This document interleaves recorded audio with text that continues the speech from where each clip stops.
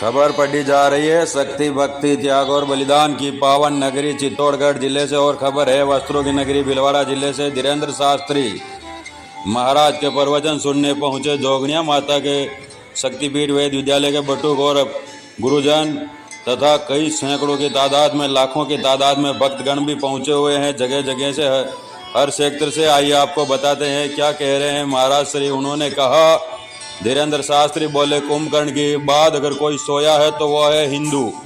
तिलक लगाने से हिंदू राष्ट्र नहीं बनना है और जो छेड़ेगा उसे छोड़ेंगे नहीं। कथावाचक पंडित धीरेन्द्र शास्त्री ने कहा कि वर्तमान में हिंदुओं की बुरी दुर्दशा है।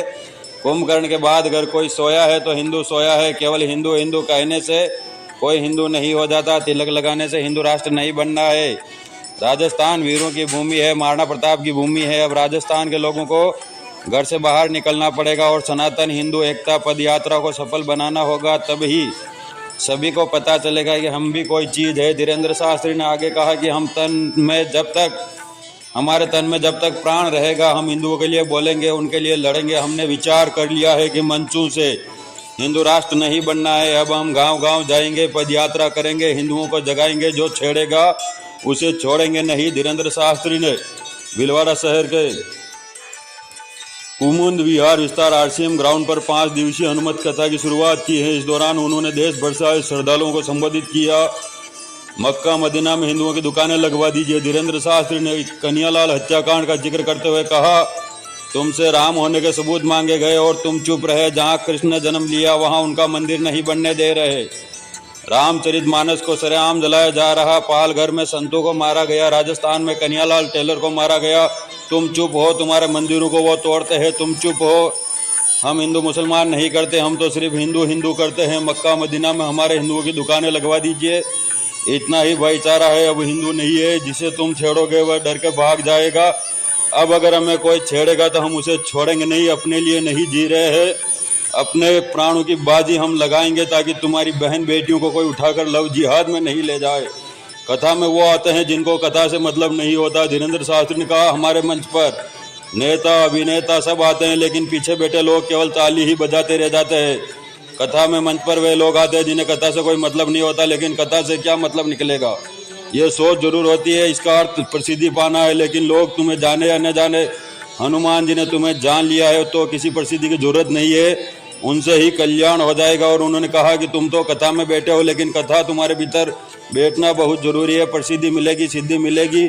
सिद्धि मिलेगी हनुमान जी की कृपा से और हनुमान जी की कृपा कथा में मिलेगी। इसलिए कथा में आना चाहिए सभी को। वही बागेश्वर धाम ने आगे कहते हुए कहा, धीरेन्द्र शास्त्री ने कि भारत में सीमा हैदर भारत पाक से जो भारत आई और शेख हसीना बांग्लादेश की पूर्व प्रधानमंत्री, दोनों ही सुरक्षित है। ये अद्भुत देश है। यहाँ आने वाले दूसरे धर्म के लोगों को भी हम सुरक्षित रख सकते हैं। धीरेन्द्र शास्त्री ने आगे कहा कि वक्फ बोर्ड को पूरी तरह खत्म किया जाए, फिर सनातन बोर्ड का भी गठन किया जाए। एक देश में 2 तरह के कानून नहीं होने चाहिए। वक्फ बोर्ड को बंद कर देना चाहिए या फिर हिंदुओं के लिए भी एक सनातन बोर्ड का गठन किया जाना चाहिए। उन्होंने दुनिया भर के हिंदुओं को शरण देने के लिए हिंदू राष्ट्र की जरूरतों पर बहुत जोर दिया और कहा, दुनिया भर के यहूदियों के लिए इजराइल देश है। वहाँ सभी जाति धर्म के लोग रहते हैं, लेकिन दुनिया में कहीं भी रहने वाला यहूदी वहाँ शरण पा सकता है। दुबई में सभी धर्मों के लोग रहते हैं, लेकिन एक धर्म के लोगों को विशेष पावर है। भारत में सभी धर्म के लोग और शांति और सद्भाव से रहें, लेकिन हिंदुओं को विशेष पावर दी जानी चाहिए। कनाडा से अगर हिंदुओं को भगाया जाएगा तो वे बेचारे कहाँ जाएंगे। हिंदुओं के लिए एक देश होना चाहिए, इसलिए हिंदू राष्ट्र की हम मांग करते हैं। धीरेन्द्र शास्त्री ने कहा कि हम हिंदू धर्म गुरुओं को लेकर हिंदू ही बेइज्जती करते हैं। ऐसे लोगों की कमी नहीं है जो अपने धर्म और त्योहारों का मजाक उड़ाते हैं। ऐसा नहीं करना चाहिए। उन्होंने एक फिल्मी गीत का उदाहरण देते हुए कहा कि रासलीला को कैरेक्टर से जोड़कर गीत बुना गया, ये धर्म का अपमान है। उन्होंने कहा किसी अन्य धर्म में धर्म गुरु के अलग अलग काम करते हैं तो उस धर्म के लोग मामले को तुल नहीं देते, लेकिन हिंदू धर्म में गुरु के अवगुण देखते हैं और धर्म गुरु को निपटाने का प्रयास करते हैं। जाति बताने में क्या हर्ज है। तिरुपति बालाजी मंदिर में जाति पूछने के मामले को लेकर उन्होंने कहा कि इसमें क्या हर्ज है। जाति बताने में कोई संकोच नहीं होना चाहिए। जाति के नाम पर भेदभाव नहीं होना चाहिए। आदि कई बातें उन्होंने कही।